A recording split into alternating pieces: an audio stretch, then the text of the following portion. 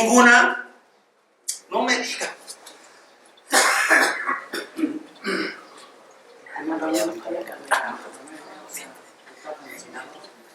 Le llama a él la atención, ubicada en el río Sinaloa. ¿Ahí? École, muy bien. A ver, fuera. Agricultura. A ver, no se les olvide. Otra. Área geográfica. Otra. Cultural. O sea, geográfico, cultural. Características. Límites. Muy bien, límites. Ahora, a ver, en relación a esas palabritas que ustedes hicieron resaltar, sin ver, no me hagan trampa.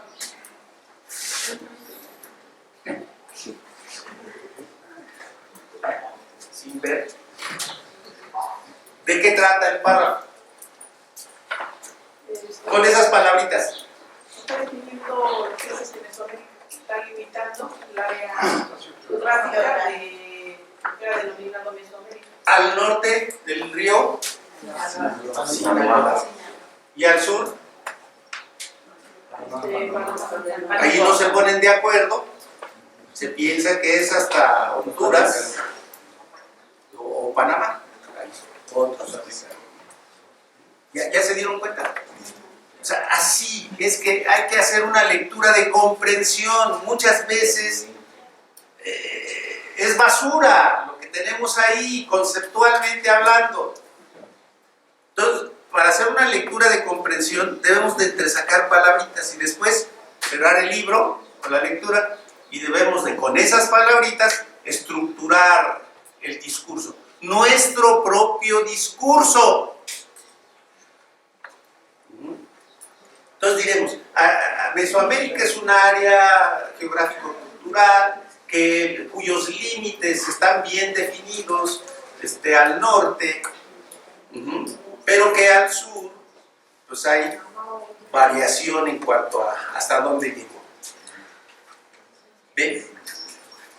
O sea, muchas veces no hay que manejar así datos muy concretitos, para eso están los libros. Y si yo quiero, voy a presentar un examen, entonces vuelvo a leer.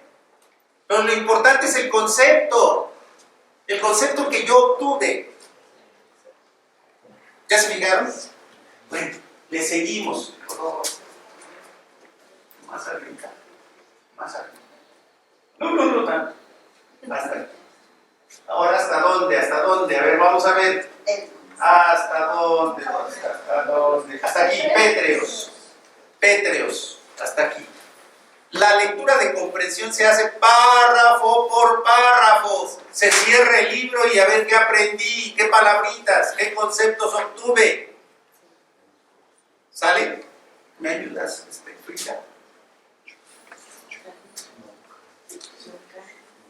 El concepto fue desarrollado por Paul Kirchhoff en 1943 a partir de consideraciones de Clark y Edward Jenner. Las principales características de los pueblos mesoamericanos son la utilización de un bastón plantador llamado coa entre los mexicanos, el cultivo del maíz y su transformación en nixtamal con la utilización de cal y luego en masa, la producción de papel, aguamiel y pulque a partir del maguey, la práctica de la autoflagelación y de sacrificios humanos con fines religiosos, el cultivo del cacao, la construcción de pirámides escalonadas, la práctica del juego de pelota y la fabricación de armas con bordes de creo. Pétreos. A ver. Primero, ¿qué palabritas le llamaron la atención? Benito Juárez. Maíz. Cultivo del maíz. Frida. Práctica de la autoflagelación. Maquiavelo. Pulque. José Vasconcelos. Características. Las principales características. Principales características. Eso es. Muy bien. Aquí se señalan las principales características de lo que es Mesoamérica. O sea, ya hay más carnita conceptual. Y además nos dice que fue un chinche extranjero el que inventó la palabra, ¿no? Fue un extranjero. Generalmente son los extranjeros. Y entonces, pero lo más importante que nos olvidamos del párrafo anterior es el concepto de agricultura. Y todas las demás características sorprendentes que aquí hay. Esto es cultura. Entonces, ¿qué inferencia adquirimos? Mesoamérica es el lugar o la región geográfica en donde se establecieron grandes culturas. ¿Y dónde se puede reflejar actualmente que existió una gran cultura? ¿En dónde? ¿En dónde?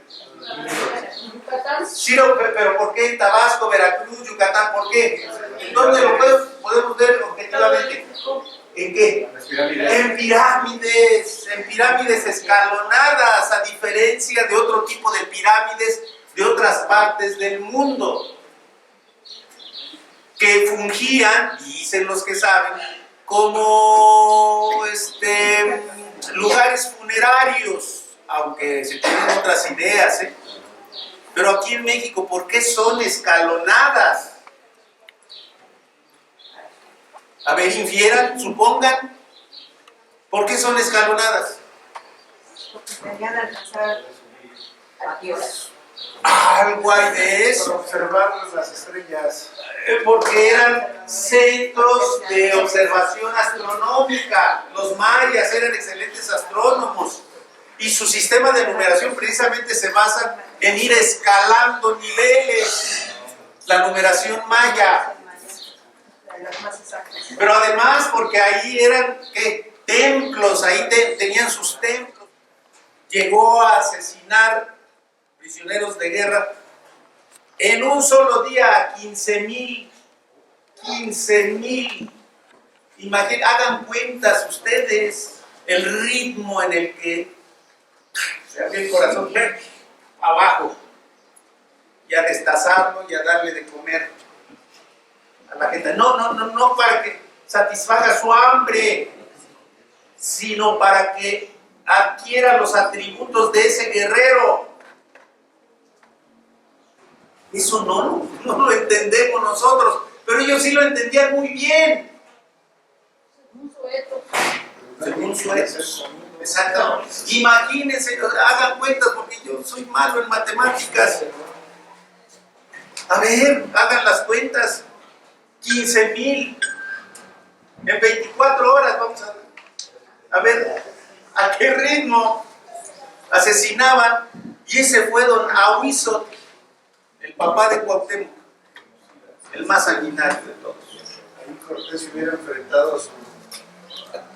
No, si se hubiera enterado de que llegaban estos sujetos, inmediatamente les mataba a su ejército, ahí, y no los dejaba entrar.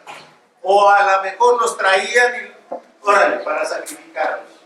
Pues no se andaba con medias tintas este señor.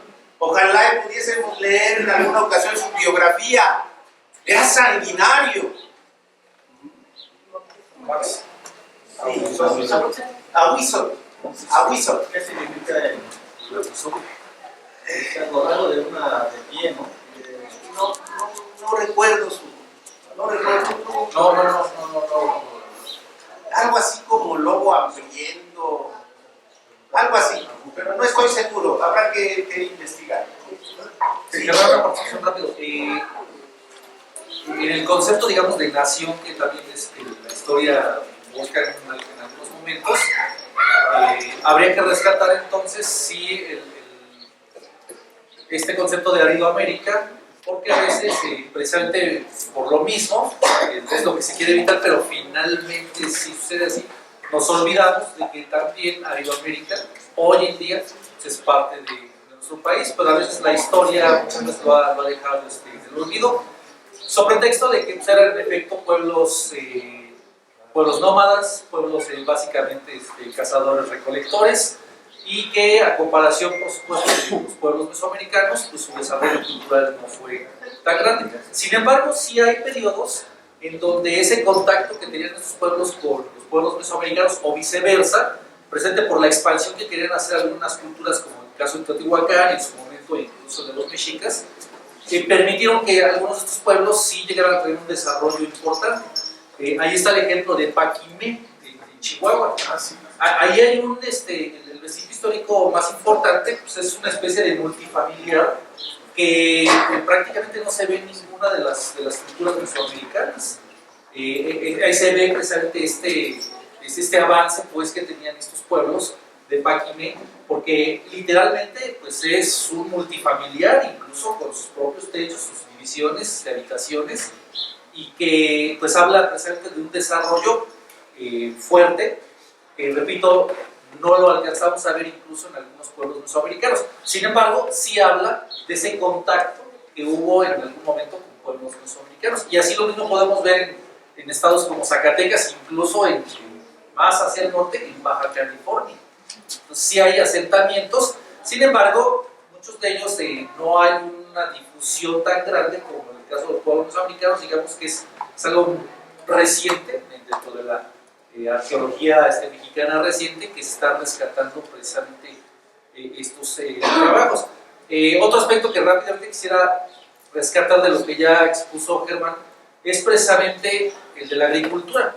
Se dice que ese gran paso presente al desarrollo de las civilizaciones es presente la domesticación del maíz, que permite precisamente la domesticación ya de otras plantas. Entonces, ese trabajo es el gran paso, precisamente la diferencia en un momento entre lo que es Aridoamérica y Mesoamérica. Tanto así que aquello que llamamos como la cultura madre, los olmecas, que es lo que rescatamos principalmente como vestigio arqueológico. Esas cavernas colosales que parece que están emergiendo precisamente desde la tierra como mazorcas de maíz. Entonces ahí se habla precisamente de esa veneración que le tenían al maíz. Y una de las características de los pueblos que estaban asentados en Aridoamérica era el nomadismo. Y en Mesoamérica lo que se denomina en términos occidentales como ciudad-estado, o sea, ciudades-estado. En Mesoamérica su característica es que hay muchas ciudades-estado. Ahorita vamos a hablar de los periodos históricos. Y por ejemplo, Teotihuacán fue una ciudad-estado que influyó en toda su región. Tula también. Tenochtitlán, una ciudad-estado. Entonces el nomadismo es característico de Aridoamérica. Y si bien es cierto que las ciudades-estado de Mesoamérica tienen una tendencia cultural muy bien definida, en Aridoamérica no, porque precisamente el nomadismo va a estar aportando características diversas, tanto arquitectónicas como de tradiciones, como de otro tipo de cultura, etcétera, etcétera. Ahora, quisiera precisar un concepto, chichimeca. El concepto chichimeca no se refiere a un pueblo o a una cultura, así como los totonacas, zapotecas, teotihuacanos, sino se refiere a todos aquellos pueblos que venían del norte y eran bárbaros, o sea, los pueblos perro, así se traduce, los pueblos perro. ¿Por qué? Por salvajes. O sea, los chichimecas no se constituían como cultura ni como pueblo, sino se les adjudicaba el término chichimeca a todos aquellos que venían del norte. Y vamos, en una conceptualización occidental eran bárbaros, eran desconocidos. Bien, vamos a ver así rápidamente la segunda parte, que son periodos históricos. La historia de México particularmente se divide en 3 periodos históricos.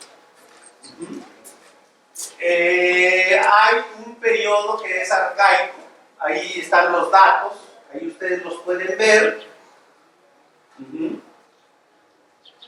Y se le denomina el primer periodo histórico en el que ya aparecen las culturas mesoamericanas, el periodo preclásico. ¿Sí? ¿Por dónde estará? Aquí está. Preclásico. Y ahí ustedes pueden ver que es de 1500 antes de Cristo a 300 después de Cristo. Pero si ustedes van a los libros, se van a dar cuenta que los diferentes historiadores no coinciden en cuanto a fechas. O unos los dan cientos de años antes y algunos decenios de años después. Y comparemos, hagamos un comparativo, ¿no? Nosotros, en Europa o en Asia, pues, ¿qué civilizaciones había de 1500 a 300? Civilizaciones importantes. 1500 antes de que los egipcios eran mucho más antiguos, ¿no? Sí, ellos, estamos hablando de 3000 años antes. En Oriente, por ejemplo, los chinos, los 3000, 5000 años antes, ¿no? Exactamente. Pero ¿qué culturas en Occidente? Nada más como un ejercicio de comparación. Estaríamos hablando de los griegos, romanos. incluso de la época de la caída de Troya, el origen de Roma. ¿Sabían ustedes que se le adjudica a Eneas el origen de los romanos, un héroe troyano que pudo salvarse de la matanza de la ciudad de Troya? O sea, estaríamos hablando en Occidente de esas culturas, más o menos, ahí el preclásico. ¿Y qué culturas sobresalen? Eso se nos tiene que quedar, eso se nos tiene que quedar lo más importante. ¿Qué cultura? La denominada cultura madre. Los olmecas. ¿Qué le caracteriza?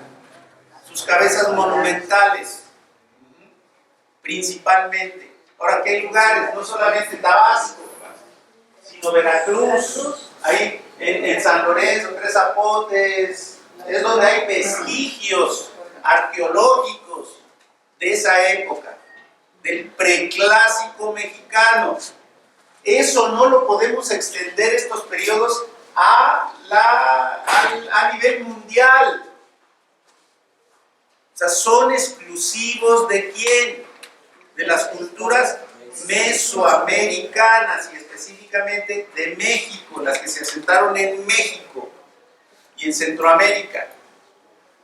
Después sigue, pues hay algunos aquí que, después sigue, ¿qué? Preclásico.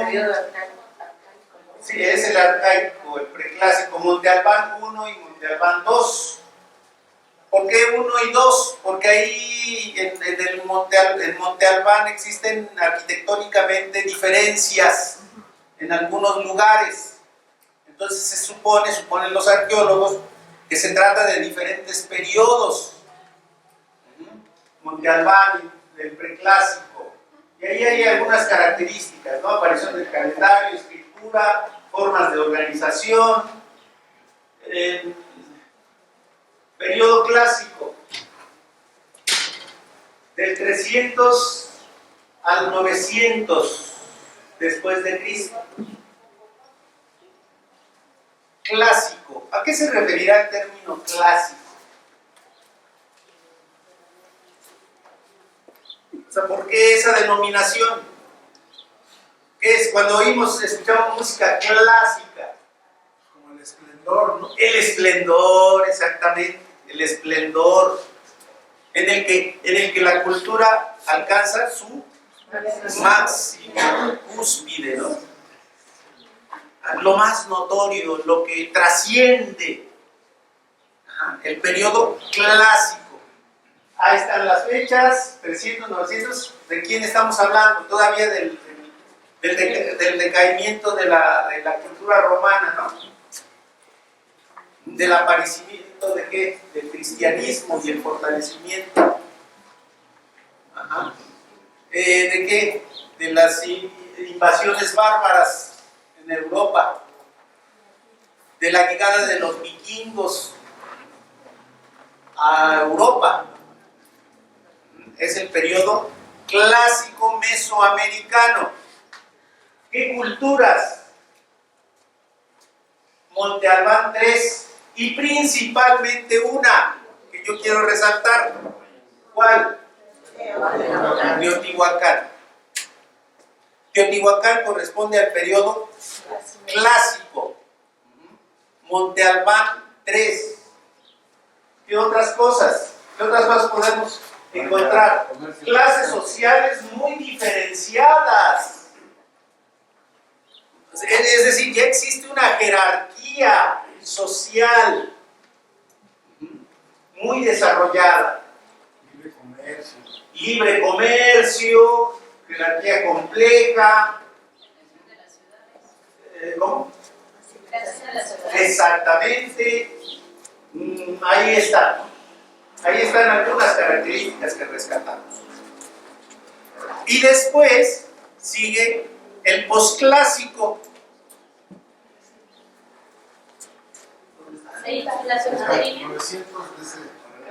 Posclásico. No está mal escrito, ¿eh? Está bien escrito. Algunas veces lleva la T y otras veces no lleva la T. Sí, pero tanto uno como otro se escribe bien. Posclásico.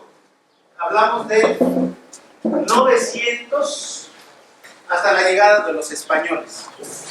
¿Me presta su silla? 1500, ¿qué? 19, exactamente, 1519. Es el posclásico. Y ahí podemos ver qué culturas son. ¿Cuál? La tolteca, particularmente. Que incluso, no sé, a ver, Cortés, tú como especialista en esto, tolteca no era una denominación cultural, sino más bien era una denominación de ¿qué? De hombre sabio. Hombre sabio, conocedor, incluso artesano.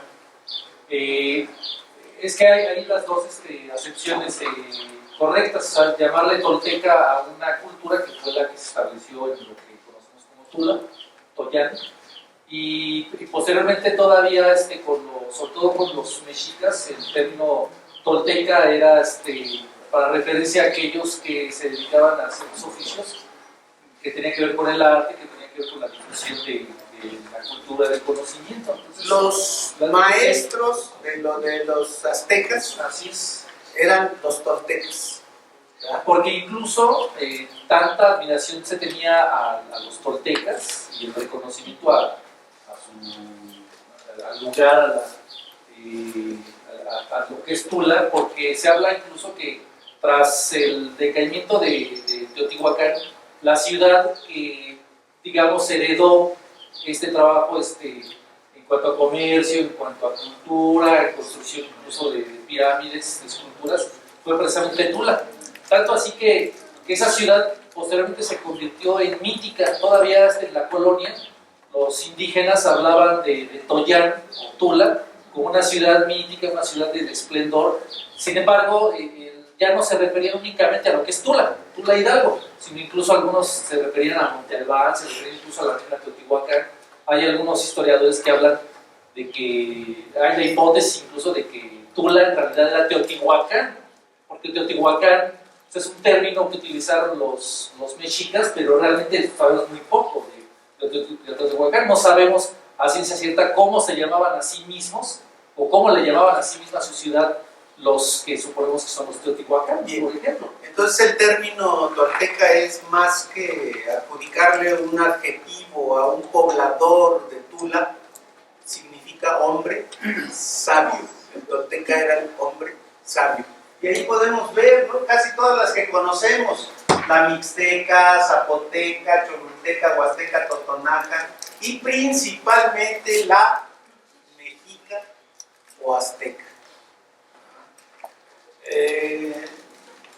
Señora Emma, ¿se acuerda usted de una clase que nos dieron de náhuatl donde había una diferencia entre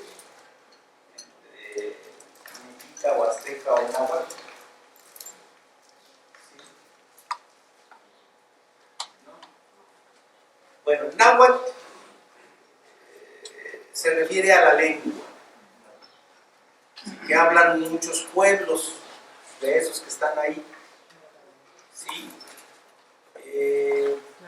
Aztecas, así nos estableció el maestro que nos enseña náhuatl. Aztecas se refieren a los que vinieron de Aztlán, los migrantes que se vinieron al centro de México buscando el águila, mordiendo a la serpiente y parada sobre un nopal. Ellos son los aztecas. Y los mexicas son los que crean la gran Tenochtitlán, la ciudad-estado, y son los que dominan después a todos los pueblos. Digo, para establecer algunas diferenciaciones. ¿Sí? Y ahí habría que, Maximiliano, que agregar el de Tenochca. Tenochca, sí, también Tenochca. eso es otro adjetivo. ¿A qué Por se eso, referirá? Mexica, cuando se habla de México, habría que agregar México Tenochtitlán. Los de Tenochtitlán son los Tenochcas. O sea, son diferentes pueblos náhuatl que tenían en común, como dice Germán, la lengua náhuatl. Y que según dice que el término Tenochca proviene de un sacerdote que los guió hacia el Valle de México. Por eso es Tenochtitlán.